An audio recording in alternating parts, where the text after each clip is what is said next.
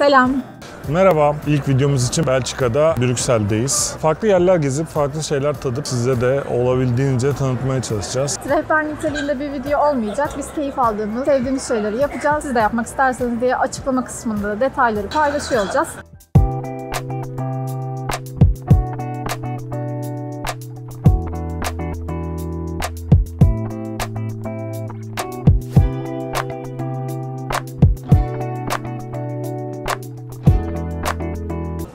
İçinde bulunduğumuz meydan Grand Palace, Fransızcasıyla, Grote Markt, eğer doğru söylediysem Flemenkçesiyle büyük meydan diyebilirsiniz. Brüksel'in en büyük ve en güzel meydanı burası. 11. yüzyılda yapımına başlanmış ve 17. yüzyılda aşağı yukarı gördüğümüz şeklini almış durumda. Ünlü olmasının sebebi iki tane de büyük bina burada barındırıyor olması. Bir tanesi belediye sarayı, bir tane de şehir müzesi.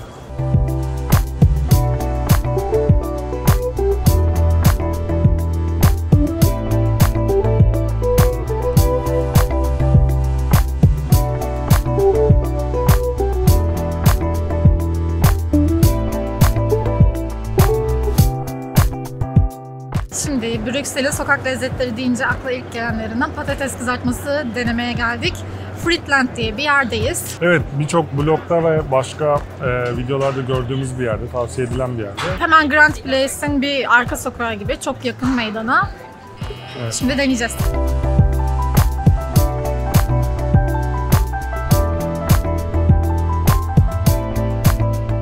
Açıkçası annelerimizin yaptığı patates kızartmasına benziyor. Dolayısıyla bana çok yeni, farklı bir şey gibi gelmedi ama tabii ki lezzetli, sonuçta patates kızartması. Dediğin gibi çok böyle çığır açıcı değil. Sanki Amsterdam'daki daha güzelmiş gibi hissettirdi bana.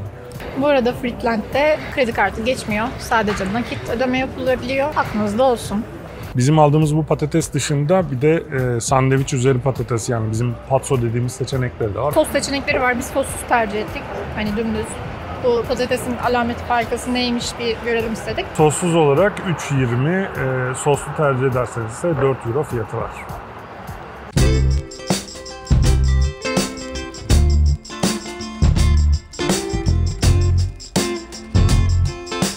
Şimdi de Belçika'nın meşhur waffle'ını denemeye geldik. Gene önerilen mekanlardan bir tanesindeyiz. Le Funambule. Evet, Friedland'in hemen dibinde zaten. Yine Grand Place'in çok yakınında.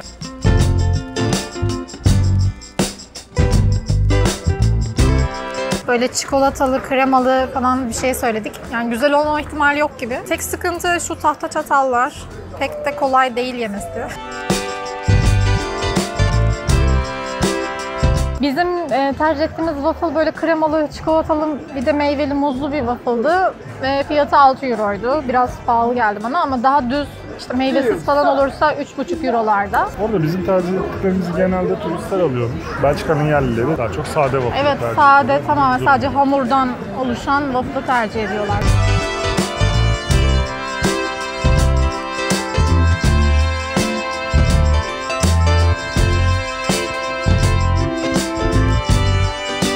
Brüksel'in en önemli simgelerinden bir tanesi işeyen çocuk heykelinin önündeyiz. Mannequin Piece. Kendisi sadece 61 santim boyunda olmasına rağmen dünya çapında meşhur diyebiliriz. 1618 yılında olduğu yere yerleştirilmiş durumda. Şu anda da üzerinde yeni bir kostüm var.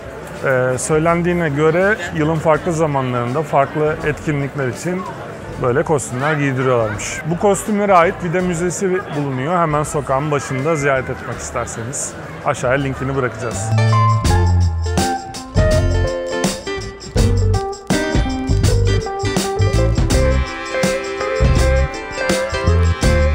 Belçika tabi biralarıyla ünlü bir ülke. O yüzden biz de gelmişken farklı biralar tadacağız. Burası da ilk durağımız oldu. Adını okumamıza imkan yok. Muhtemelen aşağı yazacağız ve linkini bırakmaya çalışacağız.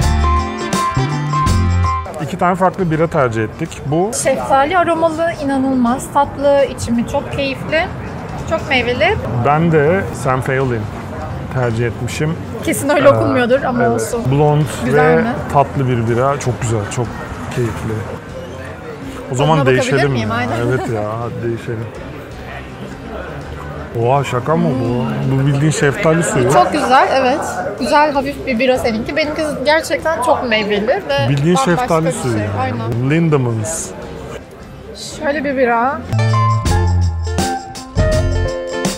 Bu arada mekanı bulmak da oldukça kolay. Mannequin Piss'in hemen yanındayız. Kaplı çitlerle çevrili bir bahçesi var ve binanın tepesinde böyle bisikletli güzel bir dekoru var. Birazdan içeriği de çekeceğiz. İçeride de çok değişik kuklaların olduğunu okumuştum. Farklı bir dekor bekliyormuş bizi. O sırada dekor. Yok. Beklemiyorum.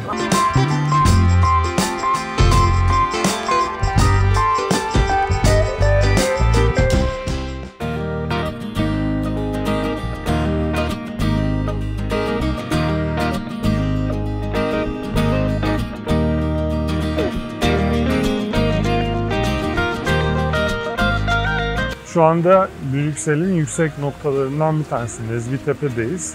Bu bölge ilk kez 14. yüzyılda yerleşime açılmış bir yer. Zamanla da oldukça kalabalık bir mahalle haline gelmiş. Bugün gördüğünüz park haline dönüşmesi ilk kez 1900'lü yılların başında olmuş. Çevredeki eski binalar yıkıldıkça bu halini almış.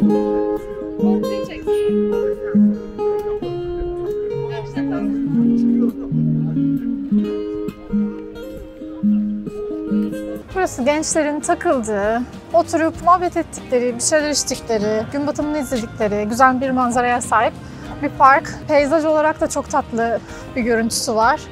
Şurada görebilirsiniz.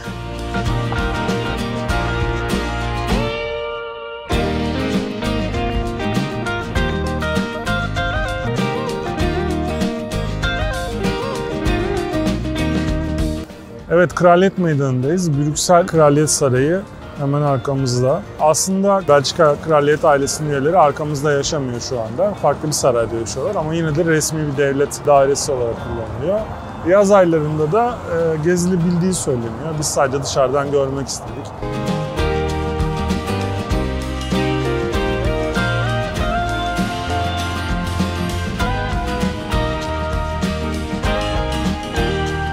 Şu anda Brüksel Parkı'nın önündeyiz. Burası eskiden av sahası olarak kullanılan, kraliyet tarafından kullanılan bir yermiş. Şu anda da şehirdeki yaşayan insanlar için koşu alanı, bayağı aktif olarak kullanılıyor, spor yapıyorlar. Yeşillikler içinde. Aynı zamanda burası Brüksel'in en büyük şehir parkı olarak geçiyor. Her böyle şehrin ortasında yer alan bir park olur ya, bu işte New York'taki Central Park gibi ya da Amsterdam'daki Wonder Park gibi. Burası da güzel, yemyeşil. İnsanlar çimlere yayılmış, kimisi sporunu yapıyor. Gerçekten çok keyifli. Şuraya gidelim. Orada böyle ışıklı bir şeyler var. Parkın içinde gençlerin takıldığı, minik bir barın olduğu bir mekan keşfettik. Havanın da güzelliğiyle insanlar burayı doldurmuşlar. Biz de şimdi bir bira içip birazcık soluklanacağız.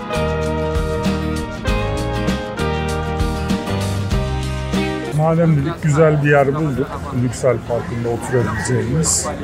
Evet, iki yeni bira daha deneyelim dedik. Evet, Zinibar diye bir şey. Bir de Taras Biloba mıydı? Öyle bir şey. Asla Tamam. emin değilim. Detay görüntülerde gösteririz zaten. Parkın atmosferi... Sivrisinek mi o? Sivrisinek. Hem de nasıl bir sivrisinek? Haşerelerden haz etmiyorum. Parkın konseptini çok sevdim, onu diyecektim. Böyle orta alanlarda şezlonglar var. Acayip sevimli. İstediğin gibi güneşlenmek için bu parkta böyle güzel bir atmosfer oluşturmuşlar.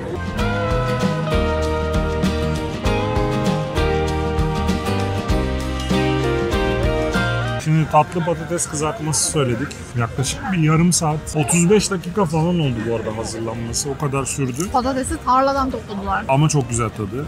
Evet. Bir de Allah menüdeki denemediğimiz bir bira daha vardı. Onu da söyledik. Öyle yani biz hala aynı yerdeyiz. Burayı sevdim.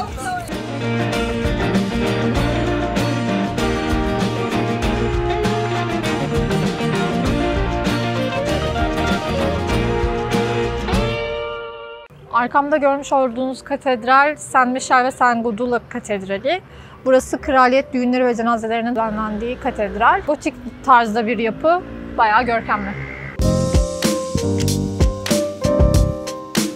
Şu anda akşam yemeği yemek üzere klasik Brüksel ve Fransız yemeklerinin olduğu bir restorana gitmeye çalışıyoruz. Çünkü rezervasyon yapmadık, o yüzden çalışıyoruz. Bakalım bizi alacaklar mı?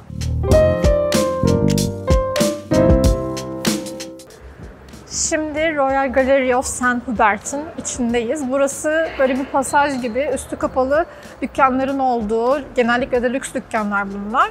Bir alışveriş merkezi gibi düşünebilirsiniz. Şu anda saat geç olduğu için çoğu kapalı. Yarın tekrar geleceğiz buraya. Restorana giderken yolumuzun üstüydü. Geçelim dedik.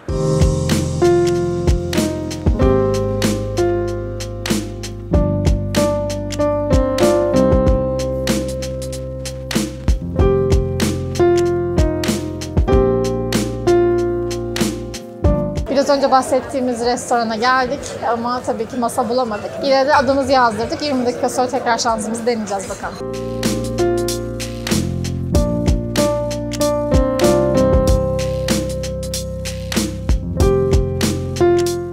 Şimdi yemekten çıktık. İnanılmaz güzel bir akşam yemeğiydi. Bayağı değişik bir deneyim yani. Denemenizi tavsiye ediyoruz. Three course meal denilen bir set menüleri var. Biz onu tercih ettik. 38,5 euro olması lazım kişi başı. Evet. Bir starter, bir ana yemek, bir tatlı seçimi yapıyorsunuz bu menüde. Porsiyonları biraz büyük. O yüzden mümkün olduğu kadar aç gitmeye çalışın. Yoksa bitiremeyebilirsiniz. Gerçekten çok lezzetliydi hepsi. Keyifliydi yani. Mutlaka fırsatınız olsa tavsiye ediyoruz. Deneyin.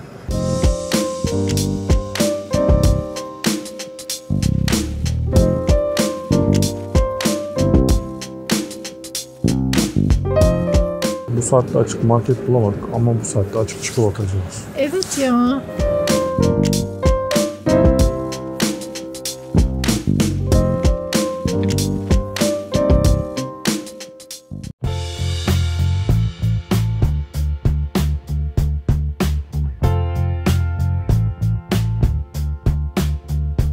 Sabah kahvaltısı olarak Panyos diye bir mekan tercih ettik. Hemen otelin köşesinde. Yani bir canlı bağlantımız var. Reklam ya. Reklam bizi burada da buldu. Hamur işi genelde Güzel, şekerli bir waffle hamuru. ama böyle dehşet bir lezzet değil herhalde. Hemen deneyebiliriz. Sıcak, güzel bir hamur. İkinci hamur işimiz kruvasan.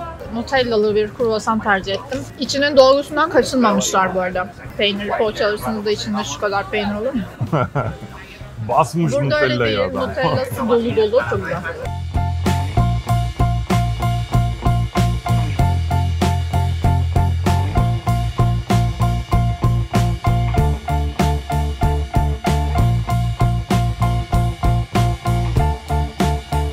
Şimdi arkamda görmüş olduğunuz antika bit pazarı denebilecek bir pazara geldik. İsmi Vlooienmarkt. Bit pazarı sevdamız Paris'ten başlıyor. Şimdi buradaki pazarı da gezeceğiz sizinle birlikte. Bakalım.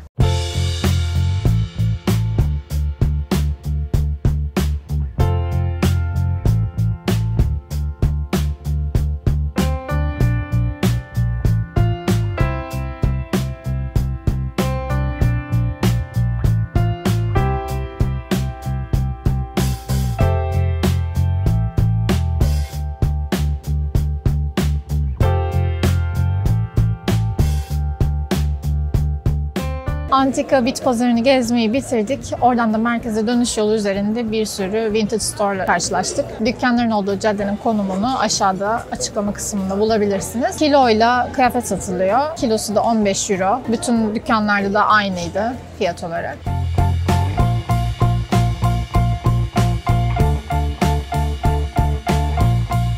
Brüksel'de ziyaret edecek çok fazla müze var ama biz Çoko Store'nin önündeyiz şu anda. Sadece bunu ziyaret etmeye karar verdik. İlginç bir müze, Çikolata Müzesi. Çikolatanın yapımı hakkında, bulunuşu hakkında güzel bilgiler veriyor. Giriş bu arada 11 euro yetişkinler için. Yarım saatte bir workshoplar düzenleniyor. Onun dışında çikolata tadımı için birçok seçenek var. Farklı farklı yoğunluklardaki çikolataları da deneyebilirsiniz. Parasının karşılığını veriyor.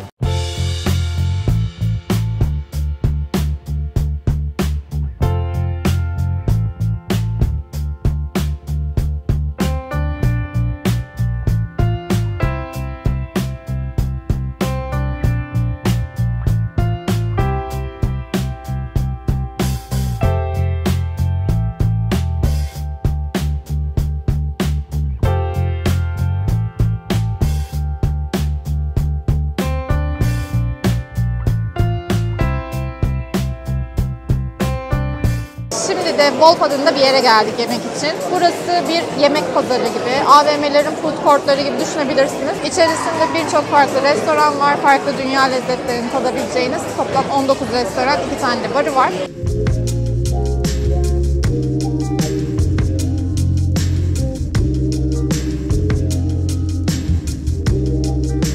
Sipariş vermek için çok da güzel bir sistem oluşturmuşlar. Telefonunuzdan bütün restoranların menülerini inceleyebiliyorsunuz. Beğendiklerinizi sepetinize ekliyorsunuz. Ödemeyi de online olarak telefonunuzdan yapıyorsunuz. Siparişiniz hazır olduğunda da telefonunuza bir mesaj geliyor. Hemen gidip teslim oluyorsunuz.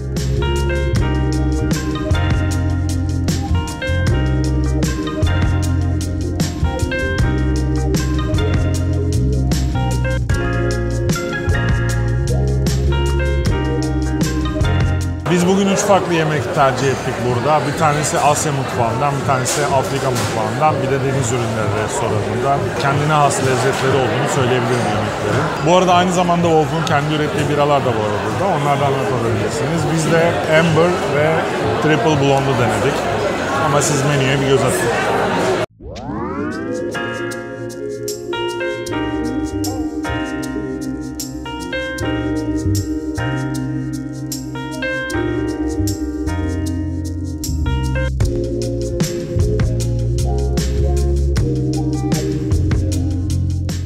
Brüksel seyahatimizin sonuna geldik. Bugün Brüksel'deki ikinci ve son günümüz. Bizim için 2 gün burası yeterliydi. Eğer çok fazla müze gezmeyecekseniz Brüksel merkezi gerçekten her şeyin bir arada böyle birbirine yakın olduğu bir yer. 2 gün fazlasıyla yeterli olacaktır diye düşünüyorum. Biz kendimizce önemli olduğunu düşündüğümüz yerleri belirledik. Onun dışında bir de tabii yeme içme kısmına biraz zaman ayırdık. Ama keyifli bir 2 gün oldu. Bu bizim ilk YouTube videomuzdu. Eğer beğendiyseniz bize desteğinizi göstermek için lütfen beğene tıklayın. Hatta abone olursanız da çok mutlu oluruz. Yorumlara da Brüksel hakkında ekstradan önerileriniz varsa yazabilirsiniz. Kendinize iyi bakın. Görüşürüz.